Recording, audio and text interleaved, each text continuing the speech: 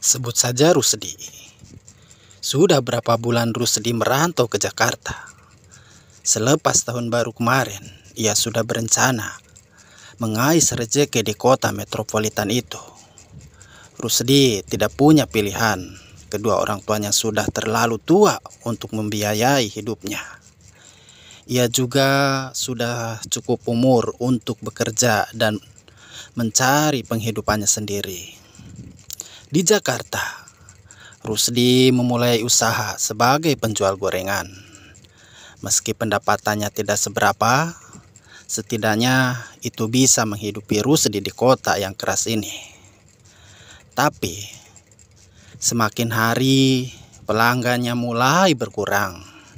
Ditambah lagi, pemerintah mengumumkan kasus corona pertama saat itu.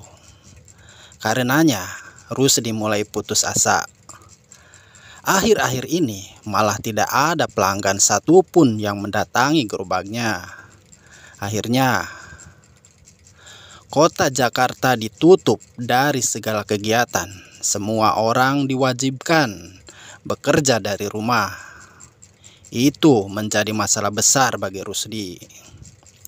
Mana bisa ia bekerja dari rumah, sedangkan ia harus mencari pelanggannya dengan berkeliling. Karena keadaan semakin mendesak, Rusdi memutuskan untuk pulang kampung ke Rembang. Sesampainya di Rembang, ia disambut hangat oleh orang tuanya. Tapi itu hanya bertahan sebentar saja. Rusdi harus memikirkan bagaimana ia bekerja setelah ini. Suatu hari, ia bertemu kawan lamanya, Ali. Saat bertemu di pos ronda, tempat mereka biasa bermain dulu, Rusdi menemukan ada yang berbeda dari Ali. Ia berpakaian gagah dengan batik coklatnya. Kelihatannya harganya mahal. Ali juga memakai jam tangan yang kinclong. Wah, ditinggal beberapa bulan sudah necis saja kamu, Li. Setak Rusli. Iya dong, enggak kayak kamu, pulang-pulang cuma bawa baju yang sudah dipakai setahun lalu, balas Ali. Iya nih, usahaku seret.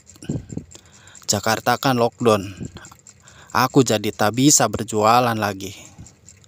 Bagaimana cara kamu bisa tampil seperti orang banyak duit kayak gini sih? Padahal kita kan sama-sama mulai waktu itu, keluh Rusdi.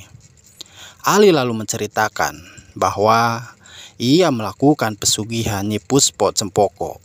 Kata Ali, pesugihan itu bisa mendatangkan kekayaan mendadak. Informasi itu membuat Rusdi berpikir sejenak. Sebenarnya, Rusdi juga sudah lelah hidup miskin selama ini. Ia bekerja banting tulang. Belum tentu bisa tampil keren seperti Ali. Rusdi jadi penasaran. Ia tertarik. Mau mencoba apa yang dilakukan Ali. Kemudian, Ali memberitahu kalau syarat pesugihannya cukup mudah. Kamu tinggal siapin satu kamar khusus yang tidak boleh dimasukin siapapun. Setiap Jumat, kamu harus menaruh kembang, jajanan pasar, kelapa hijau, menyan, dan madu di kamar itu, jelas Ali. Terakhir, kamu harus bersetubuh dengan Nyi Puspo Cempoko di kamar itu setiap malam Jumat Kliwon. Tenang saja, dia itu cantik dan seksi.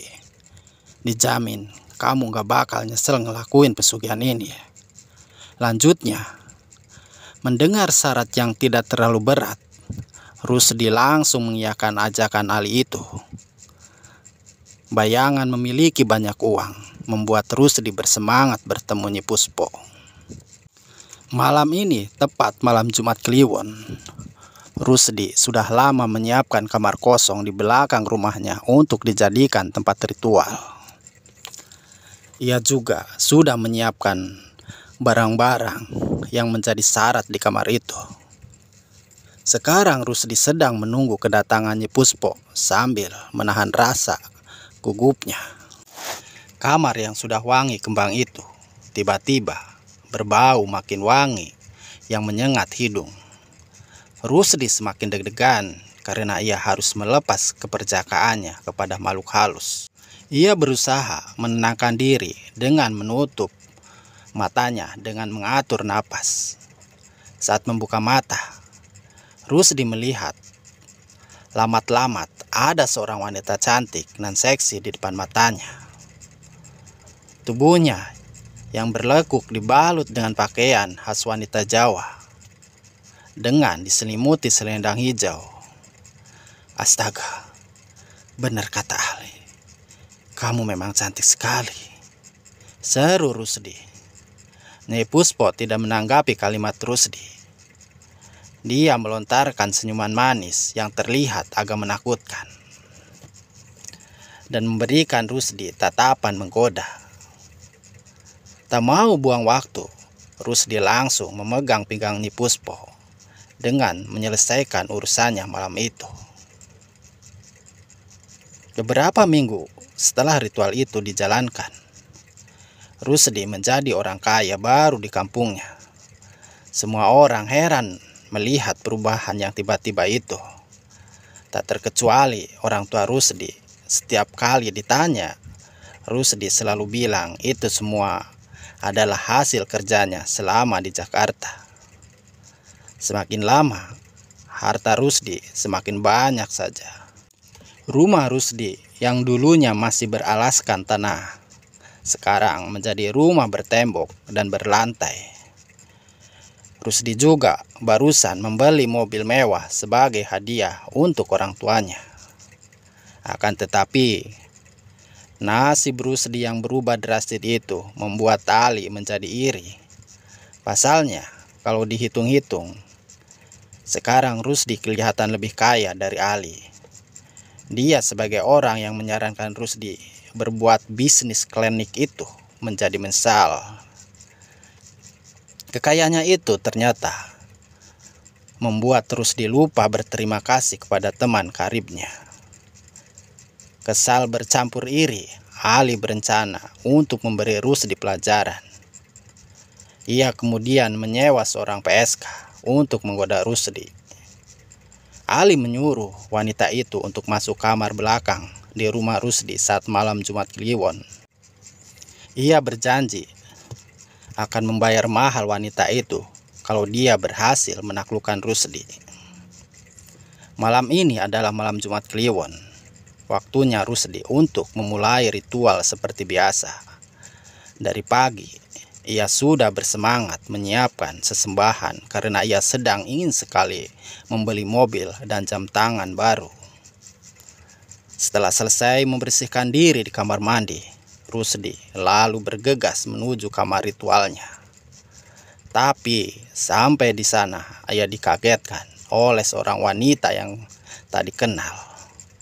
Ia memakai baju super ketat dan minim.